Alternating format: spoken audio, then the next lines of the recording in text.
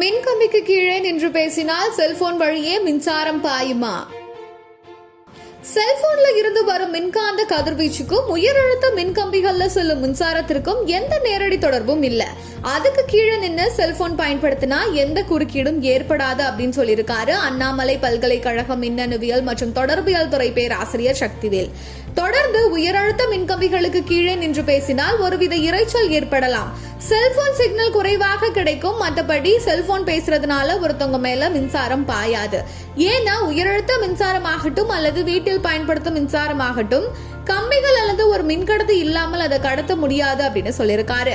அதே வேளையில இதுல கவனிக்க மற்றும் ஒரு அம்சமும் இருக்கிறதா சொல்லியிருக்காரு பேராசிரியர் சக்திவேல். காற்று அப்படின்றது ஒரு இன்சுலேட்டர். ஆனா காற்றுல ஈரப்பதம் கூடும்போது இந்த மின்கடத்தா தன்மை குறையும். அத்தகைய சூழல்ல வீட்டின் மேலே உயரழுத்த மின்கம்பிகள் செல்லும் போது நிலத்துக்கும் கம்பிகளுக்கும் இடையே நிற்கும் நாம் ஒரு மின்கடத்தியா மாறிடுவோம். அவரோட கூற்றின்படி அப்போ நம்ம கையில செல்போன் இருந்தாலும் இல்லானாலும் நம்மளோட உடலின் வழியா மின்சாரம் பாயக்கூடும்.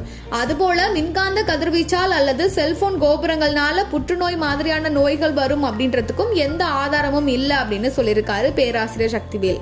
உதாரணமா ரயில் நிலையங்கள்ல அல்லது ரயிலின் மேலே செல்லும் உயரழுத்த மின்கம்பிகள் உரசி சிலருக்கு மின்சாரம் பாய்ந்ததா செய்திகளை பார்த்திருப்போம். அதுக்கு காரணம் நிலத்திற்கும் கம்பிற்கும் இடையே ஒரு மின்கடத்தியா மனித உடல் மாறிவிடும். இதனால மின்சாரம் பாய்ந்திருக்கலாம்.